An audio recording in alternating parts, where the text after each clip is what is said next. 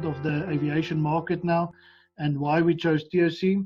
So I think the next chapter in this story is basically telling you how we apply TOC in our strategy, operations, and also our cultural developments in Aerosud. I think from the very start of building our company, we realized that there's three critical elements that needs to work in harmony in order to achieve sustainable results. And those were obviously strategy, operations, and culture. And I think basically in layman's terms, it's basically asking yourselves who we are, what we're going to achieve, and how are we going to get there. And I think it's only when these three elements actually are working in harmony that you embrace market turbulence, you deliver faster, more cost effective, you have a happy and cohesive workforce, and you really optimize your return on investment. So obviously creating a sustainable results when these three elements work in harmony. So again, on the right-hand side, we looked at TOC as a knowledge base, and we realized that each of these three elements you can actually found in this knowledge base and methodology. And we started matching these up. What I would do is I would actually work clockwise around this wheel and literally just briefly touch on each of the implementations that we've done in TOC in each of these elements. So if we start right at the top, from a strategic implementation, we used a lot the goal tree and throughput accounting. I think for those of you that have not dealt with a goal tree, I think Johan quickly explained to you how we formulated our goal tree in the company. But for those of you that are not familiar with it, basically a goal tree is part of the logical thinking process written by Bill Detmer. It's a very simplistic and visual tool. Obviously, after you've mastered it for a couple of years, then it becomes a very simplistic tool. And it basically breaks down your goal into one big page, easy to read. So if you would like to imagine a typical tree with the top part of the tree being your ultimate goal or your vision for your company, the next level would be basically your critical success factors that will support that goal. A very simplistic example is that if you like to catch fish and your goal is actually to catch a fish, the critical success factors in order to catch that fish would be obviously you need to have maybe good bait, you would have to have a fishing rod, and maybe some good patience to be able to catch that fish. So typically how you would read that goal tree is you would ask yourself, in order to achieve the goal, I must obviously then have a fishing rod, bait, and obviously I must be willing to have a lot of patience in order to catch that fish. So once formulating this goal tree, it is really easy to share with the rest of the company as it is on a one-pager, and the logic actually tests itself when presenting this goal tree to the rest of the company. Basically, next to the throughput accounting is basically measuring these results.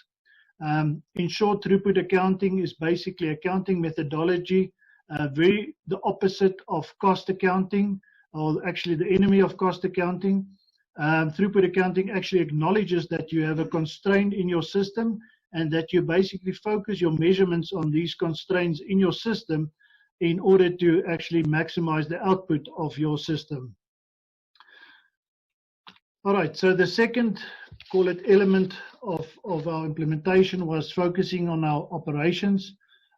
There, obviously in our production, inventory management, project management areas, we've implemented some of the TOC methodologies. If I can start on the right top, on the production and operation side, we basically use critical constraint resource management, and hand in hand with that goes the 5 focusing step and lean. So if I can again quickly explain to you how critical constraint resource management work. Basically, as a company, we acknowledge that there's a constraint in our factory, and just like a weakest link in a chain, you identify this weakest link and you actually try and exploit this link. So you actually realize that your output of your whole factory is actually dependent on one constraint. So then you actually go and you use the 5 focusing steps, again, quickly explaining those. The first step is usually to identify the constraint in your factory. Not always the easiest to do, but after some consultation and some walkarounds, you should be able to actually identify this constraint.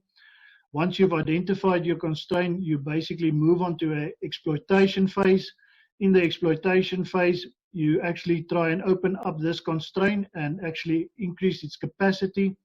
At this stage, we use a lot of lean tools that takes wastage and unnecessary time wastage out of your constraint area. Once you've exploited your constraint, you will obviously move on to subordination. Subordination is basically supporting your CCR or your constraint area. And basically, you can use tools like drum buffer rope, where you actually drum beat basically only on your constraints throughput and not overproducing on other cells feeding your CCR. Otherwise, you actually overproduce WIP into the system. And also small elements like quality, making sure your quality is 100% correct by the time it gets to the CCR, that there's no time waste on sub-quality products that you will rather just chuck away and lose that capacity and time wastage. Then basically, after you've subordinated, you elevate. Elevate, I usually tell myself it's throw money at the problem, and usually you pay for actually creating more capacity by either paying for overtime, buying new machinery, and by doing that, you're actually exploiting the constraint again by broadening your constraint and make it sort of better flow. Then from there, it's basically repeat the steps from 1 to 4 and don't sleep, and that we call POOGI in theory of constraints. It's a process of ongoing improvement, taking that cycle and repeating it as much as possible until you've taken the most waste out of the system. Then if we move on to inventory management, we've implemented buffer management. Buffer management is a great visual tool to manage your inventory levels in your factory. It basically, you set it up by basically looking at the maximum demand in a lead time to replenish. So first of all, you will look at stock levels and basically setting that stock levels in place. And then from there, it basically dynamically adjusts itself by visual coding, which is green, orange, red. Green, we mean your stock levels is at a good place. Orange, you start to plan around these stock levels. And once these stock levels reach red, you really try to expedite the stock being available and obviously make exceptional plans to make it happen. Critical chain project management in our project management environment, I'll touch a bit later on in more detail. From a marketing and sales perspective, we've actually created the unrefusable offer. Very briefly again, unrefusable offer is actually really understanding your customer and his sort of market in which he operates and his pains that he feels, and then really going to extra length to take away that pains for the customer and actually giving him an offer that is really unrefusable in such terms. Then also a sales and marketing solution, like we've done through the factory, getting optimal flow through the factory in the ways of a product. We use an offer to create that same flow. So from a lead that we get in the market right up to execution of that lead into a product and an order, we actually manage that flow through the system. Then lastly, we looked at culture. There we've built a strategy and tactics stream that was called Inspiring and Managing People. As we realized, without people, you can't really implement TOC, and basically this is one of the core elements. Obviously, combining this together, it obviously gives you sustainable results, and to make sure that we actually withhold those sort of sustainable results, we've actually implemented Clokomela Partners, which is like change agents in our system, that basically adopts this theory and implements it in the rest of the company, and also the culture of this methodology. They spread all over the company and through learning.